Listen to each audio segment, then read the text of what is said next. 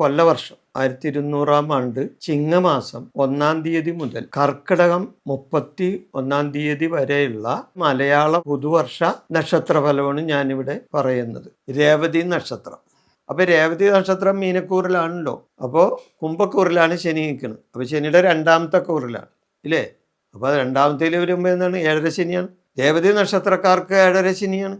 അപ്പോൾ ഗുണങ്ങളുണ്ടാവും, ദോഷമുണ്ടാവും. ഇവർക്ക് വിദേശയാത്ര പോകണമെന്നുണ്ടെങ്കിൽ ചിലപ്പോൾ സാധിച്ചെന്ന് വരും. വിദേശയാത്ര 7.5 ശനിയിൽ എങ്ങനെയെങ്കിലും സ്വദേശം വിട്ടു പോകും, അങ്ങനെയുണ്ട്, ഉറപ്പാണ്. അപ്പോൾ വിദേശയാത്രക്ക് പോകാൻ താല്പര്യമുണ്ടെങ്കിൽ ഇവർ വിദേശത്തേക്ക് പോകാനായിട്ടുള്ള പരിപാടികൾ ചെയ്തോ അത് നടക്കാൻ സാധ്യതയുണ്ട്. സ്ഥാനമാനങ്ങളിൽ മാറ്റം വരും, സ്ഥാനചലനങ്ങളുണ്ടാവും, സ്ഥാനമാനങ്ങളിൽ മാറ്റം വരും. ചിലവർക്ക് ജോലി തന്നെ ഇല്ലാണ്ടായിന്ന് വരും. മേലാധികാരികളുടെ വഴക്ക് കേൾക്കേണ്ടി വരും. പിന്നെ ജനസമ്മതി കിട്ടാൻ സാധ്യതയുണ്ട്. ഗുണത്തിൽ പരമായിട്ട് നോക്കുമ്പോൾ ജനസമ്മതി കിട്ടും.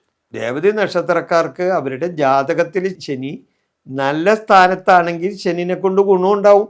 ദോഷത്തെക്കാട് കൂടുതൽ ഗുണം ഉണ്ടാവുള്ളൂ ശനി നല്ല സ്ഥാനത്താണ് നിൽക്കണമെന്നുണ്ടെങ്കിൽ. ബന്ധുഗുണം ഉണ്ടാവും. ബന്ധുജനങ്ങളുമായിട്ട് നല്ലോണം സഹകരിച്ച് പ്രവർത്തിക്കാൻ സാധിക്കും. അതേപോലെ തന്നെ കാര്യവിജയങ്ങളുണ്ടാവും. എന്നാൽ ദോഷാനുഭവങ്ങൾ വേറെ വരുന്നുണ്ട് അതിൻ്റെ പുറകെ. എന്താണ്? ധനവ്യയം എന്ന് പറഞ്ഞാൽ എന്താണ്? ധനനഷ്ടം, വ്യയം, ചെലവ്, ധനച്ചെലവ്. അതായത് വരവിൽ കൂടുതൽ ചെലവ്, ധനപരമായി ചെലവ് കൂടും. അതാണ് ധനവ്യയം. കർമ്മത്തിൽ ദോഷം. കർമ്മം എന്ന് പറഞ്ഞാൽ എന്താണ്? പ്രവൃത്തി ഇല്ലേ. നമ്മുടെ പ്രവൃത്തികളിലൊക്കെ പല ദോഷങ്ങളും വന്ന് സംഭവിക്കാം. മനോവിഷമങ്ങളുണ്ടാവും. 7.5 ശനി സമയം കൂടിയാണെന്ന് ഞാൻ പറഞ്ഞല്ലോ.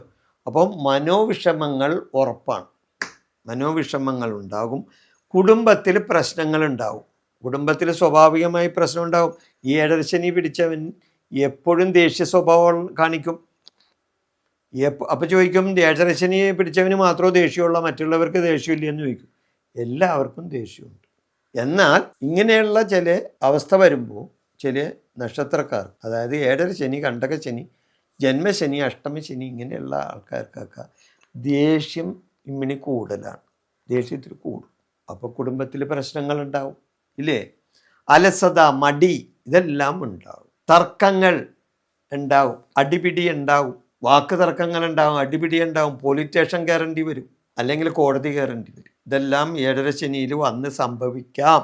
ഉറപ്പൊന്നും പറയാൻ പറ്റില്ല. കാരണം ഇവർക്ക് ശനി ജാതകത്തിൽ നല്ല സ്ഥാനത്താണെങ്കിൽ ഇതൊന്നും ഉണ്ടാകില്ല. പിന്നെ വാഹന ഭയം, അപകടങ്ങൾ ഉണ്ടാകാം. 7.5 ശനിക്കാലത്ത് വാഹന അപകടങ്ങൾ ഇല്ലാത്തൊരു വളരെ അപൂർവമായിരിക്കുള്ളൂ.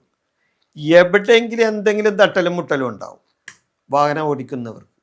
അപ്പോൾ വാഹനം ഓടിക്കുന്നവർ 7.5 ശനിക്കാരാണെങ്കിൽ ഒന്ന് ശ്രദ്ധിക്കുന്നത് നല്ലതാണ്. പ്രത്യേകിച്ച് രേവതി നക്ഷത്രക്കാർ പരിഹാരമായിട്ട് ഇവർ ചെയ്യേണ്ടത് ശനീശ്വര പൂജ നടത്താം, വിഷ്ണു ക്ഷേത്ര പൂജ നടത്തണം, വിഷ്ണു ക്ഷേത്രങ്ങൾ ദർശിക്കണം, ശനീശ്വരന് എള്ളുതിരി കത്തിച്ച് പ്രാർത്ഥിക്കണം, എള്ള് നിവേദ്യം, അതേപോലെ തന്നെ വിഷ്ണുവിന് വഴിപാട് സമർപ്പിക്കുക, വെണ്ണ നിവേദ്യം, തുളസിമാല, വിഷ്ണു സഹസ്രാർച്ചന, അങ്ങനെയുള്ള പല കാര്യങ്ങളും നടത്തുന്നത് ഈ രേവതി നക്ഷത്രക്കാരെ സംബന്ധിച്ച് അവരുടെ ദോഷാനുഭവത്തിൽ നിന്ന് അവർക്ക് മുക്തി കിട്ടാനായിട്ട് ഏറ്റവും നല്ല കാര്യമാണ്.